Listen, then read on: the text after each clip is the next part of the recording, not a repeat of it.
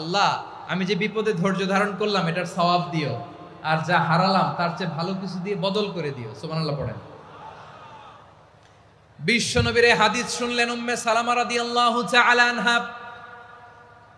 ওনার স্বামী হলো আবু সালামা। মজার ঘটনা খেয়াল করে শুনেন আমার প্রিয় কলিজার টুকরা ভাইয়েরা।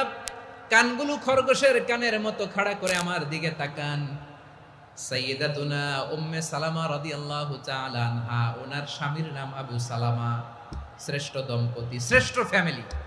প্রথমে হিজরত করেছিলেন হাবাসায়, পরে হিজরত করেছেন মদিনায়।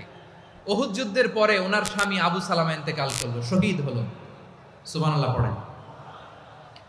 যখন আবু সালামা ইন্তেকাল করলো, উম্মে সালামা রাদিয়াল্লাহু তাআলা আনহা কেঁদে কেঁদে হয়রান। আর নবীর শিখানো বাণী অনুযায়ী তিনি বারবার পড়ছিলেন ইন্না লিল্লাহ। কি পড়ছিলেন?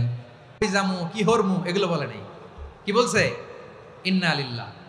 যেহেতু বিশ্বনবী বলেছেন কেউ যদি বিপদের প্রথম ধাক্কায় পড়ে ইন্না লিল্লাহি ওয়া ইন্না ইলাইহি রাজিউন, আল্লাহুম্মা আজুরনি ফি মুসিবাতি ওয়া আখলুফ লি খায়রাম মিনহা, তাহলে এই বিপদে যে সে যা হারালো তার চেয়ে শ্রেষ্ঠ কিছু দিয়ে আল্লাহ তার বদল দিয়ে দিবে।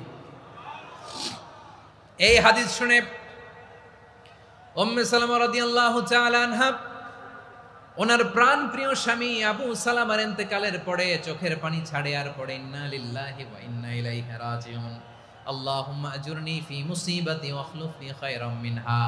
বারবার এই দোয়া পড়ে চোখের পানি ছাড়ে, এই দোয়া পড়ে চোখের পানি ছাড়ে। আর মনে মনে বলে আবু সালামার মতো ভালো মানুষ মদিনাতে নাই, আবু সালামার চেয়েও ভালো মানুষ মদিনাতে নাই।